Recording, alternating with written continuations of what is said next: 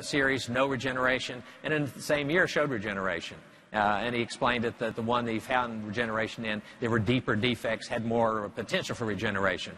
Bruno and Bowers showed little regeneration at the osseous crest, but the rest was primarily connective tissue attached and epithelial, connective tissue and long junctional epithelium. Goldstein had a connective tissue that he took the periosteum with, and then the rest, including some of ours, no regeneration.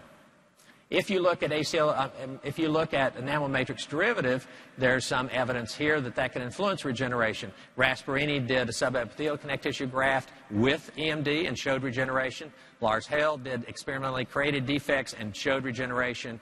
And David Cochran and I did a study that at least showed proof of principle of regeneration on a tooth covered with coronally advanced flap and enamel matrix derivative. So what are the other studies that we've done looking at what type of attachment we're getting with these alternatives? We published a paper looking at the coronally advanced flap with PDGF versus connective tissue. We partnered with Professor Schupak as our histologist. He's a world-class histologist. And we have developed a way for us to get human histology that we can get through our IRB without any problem. It's a nice ethical way. We excuse me, look for adult orthodontic patients who need bicuspid extractions, and the study pays for orthodontics for them, and they wouldn't be able to afford it any other way. So we have in this study two adult patients needing orthodontic therapy. One needed 2 bicuspids extracted. The other needed 4 bicuspids extracted. So on day 0, we go in, we create 3mm recession defects, and we're doing this, we're not just removing soft tissue, we're removing bone as well, allowing for the room for the biologic width and still ending up with a true 3mm recession defect. And then we allow these to become chronic over 2 months. In other words, just absorb all the stuff that's in the mouth. And at that point, the patient is randomized where one tooth is going to get a connective tissue graft and the others are going to get coronally advanced flap with a PDGF. So we mark at the original gingival margin with a high-speed finishing burr. That's the little mark you see on the root surface. We mark at the alveolar crest as well.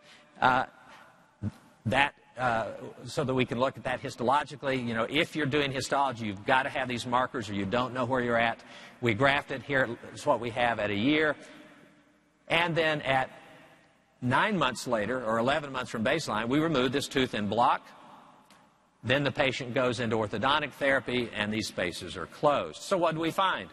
What we found was that all of our teeth, we were able to achieve 100% root coverage. I mean, all of us are getting good at, covering roots. I mean, you can do that. But what kind of attachment are you getting? And what we found was that while we were able to achieve 100% root coverage, there was distinct differences between the type of attachment. None of our connective tissue grafts showed any regeneration, and all of our PDGF grafts showed regeneration. And an example of one is here.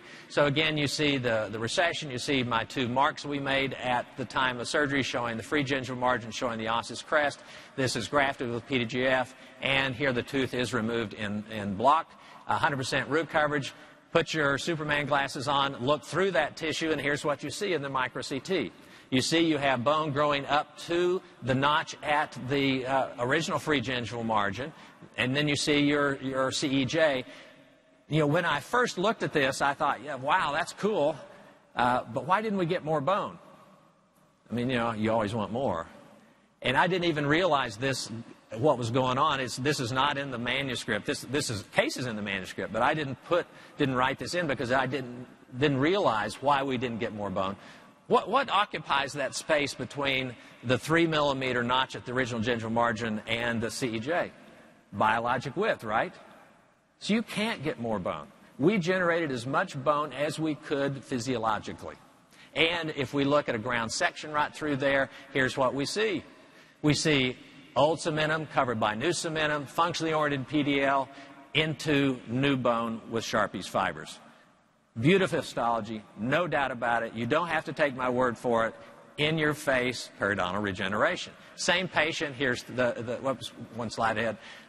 And we're not talking about a little bit of bone here either. We're talking about a significant amount of bone. Most studies on regeneration that report regeneration, it's usually either you got it or you don't. They don't report it quantifiably. Kirk showed that he generated a significant amount of bone. Here, we're generating 2 to 3 millimeters of bone. That's enough not only to change things statistically, but that's enough to improve the prognosis clinically as well.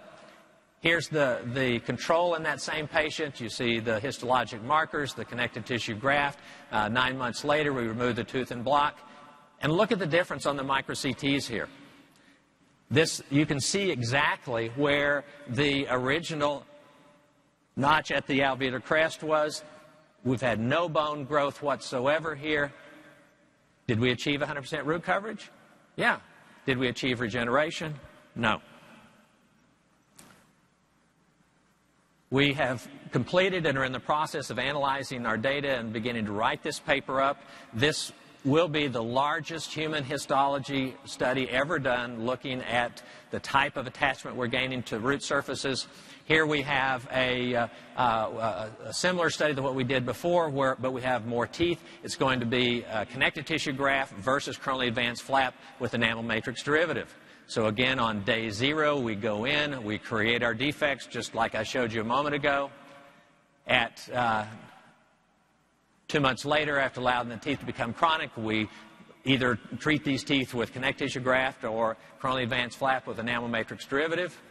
We allow that to heal for 9 months, and then we remove the teeth and block, and the patient goes into orthodontic closure of the defects.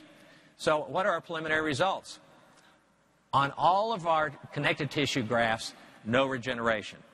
You see the micro-CTs here. It looks like, nothing's been done. You see the mark at the alveolar crest up here, and the bone hasn't grown over it at all. But did we get 100% root coverage? Yeah. If we look at our EMD results, 7 out of 9 of our teeth with EMD achieved some regeneration. This is our best case that I'm showing you here. Look at the enhanced micro-CTs. Look at all the bone that we have growing up that root surface. And there's, we don't have the TCP that we had holding out the root surface. This is bone that's just crawling up the root surface, and it's growing all the way to the notch at the original free gingival margin. So what are our outcome parameters when we look at histology? What type of tissue are we growing in this case? With the connective tissue graft, hardly any new cementum, and actually a net loss of bone. If we look at the EMD, we're growing new cementum and, again, a significant amount of new bone. Well, let's end by looking quickly at stability. Again, stability is really important to all of us in private practice. And I've been making a big deal about that systematic reviews are important for us to know. But when you think about systematic reviews, one of the inclusion criteria for that is time to follow-up, length of follow-up. And almost all of the studies that we look at in systematic reviews are only 6 months. A few go out to a year, a very few out to 2 years. But, that's just not enough. We need to be looking at longer-term studies. And, the European Federation of Perio suggests that if you're going to really rely on things, you need to look at 5-year lengths or longer. But that's hard to do, because if you do a lit search and say, okay, what do we have out there 5 years and longer? If we look at connective tissue grafts, this is basically all we've got. I mean, coronally advanced flap. Most of the work's done by Periodontology and shows that not very stable over time. If we look at acellular dermal matrix, if we look at Harris's work, we've got it at short term, pretty good results. 91% at 12 months, 87% at a year and a half. But if you go out to longer points, at 3 months, 92%, and drops to 65% at 4 years. Hirsch looking at 2 years, staying stable. Selmy dropping from 6 months from 84% to 54% at 5 years. But something's kind of screwed with this study, because the connective tissue graft also looking not too good. And then Cortez from 6 months to 2 years, 76 to 82%. Now, interpreting data across studies should be done cautiously. But it does consistently show that there seems to be a little bit of instability over time here. If we look at our studies, we're continuing to follow those over time. And so that nobody says, well, you're cherry picking, you're just picking your best cases here. If we just look at the same cases that we published, here is the xenogenic collagen matrix at 5 years. On the top panel, connective tissue on the lower. Another one of the patients was in the original publication at 5 years, and the connective tissue on the lower. So maintaining, beautiful results, nice aesthetics, good root coverage. If you look at the PDGF, again at 5 years, and we just look at the patients that are in the original publication, PDGF on the top, connective tissue on the bottom at 6 years in this case. A mandibular case, 5 years on the top, 5 years on the bottom. Again, everything maintaining well over time. And the last case, looking at PDGF on the top and connective tissue on the bottom. And then if we look at the outcome parameters, what we find is no difference statistically over 5 years. Now, these are only 2 papers, though. We need more papers to really know what happens over time, but it's important that all of us continue to follow this. It's important that we as clinicians demand this type of work. Well, how about even longer periods? Here we look at our coronally advanced flap with an enamel matrix derivative 10 years later. And what we find is that 10 years, both treatments, either EMD or coronally advanced flap, were equally effective. And again, if I show you the same patients that were in the original publication, this is our patient that we have with our connective tissue graft. Here he is 10 years later, maintaining 100% root coverage, nice keratinized tissue. Here's the patient that I showed you with the coronally advanced flap and enamel matrix derivative. Here he is at 10 years, 100% root coverage. It appears that there's more keratinized tissue at this point. Here's the series that I showed you on technique, and here he is at 10 years. Now, I'd like to say that this dark area here is chlorhexidine stain. This guy has not been to the dentist since we treated him over a decade ago. The only reason he came in was because we offered him a free cleaning to come in as part of the study. So you see this connective tissue grafts doing very well with no maintenance at 10 years.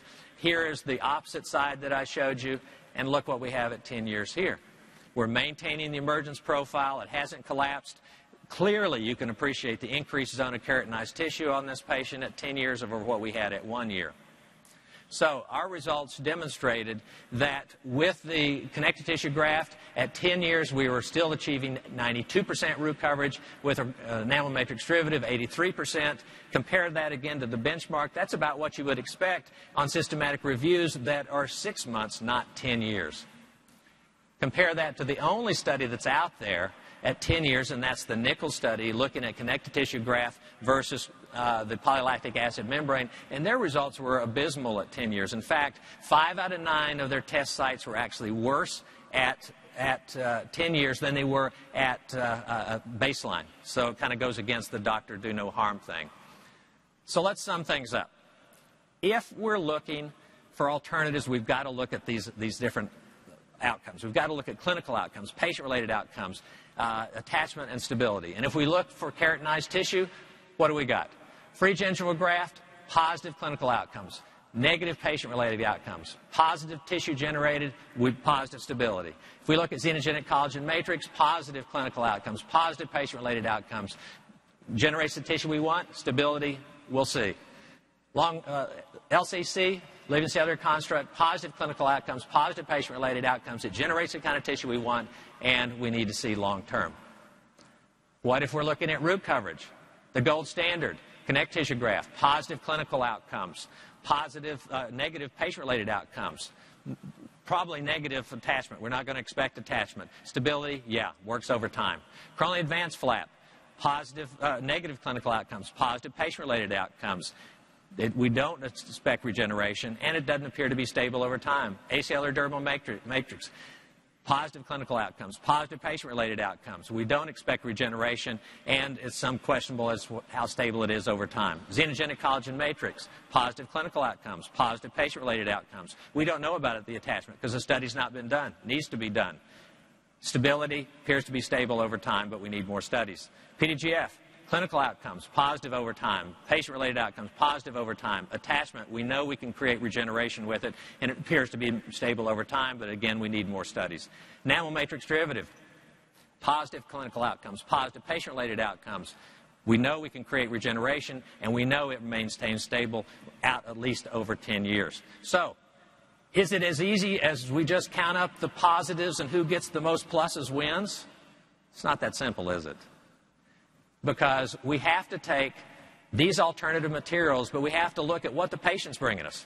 We've got to look at what the defects bringing us. We've got to look at what our surgical experiences are. And when you factor all that in, then you're able to determine which is the best treatment. It's naive of us to think that any one material is going to work best in every situation. And I'll leave you with a quote I like. Kirk left you with one of his. A nice evidence-based quote, and I want you to look at the time point when it was done. It ain't what we don't know that gets us and our patients into trouble. It's what we do know that ain't so. 1889. There's a lot of truth to that. I thank you very much for your attention. It's been my pleasure to share some ideas with you, and I hope the rest of your meeting goes well.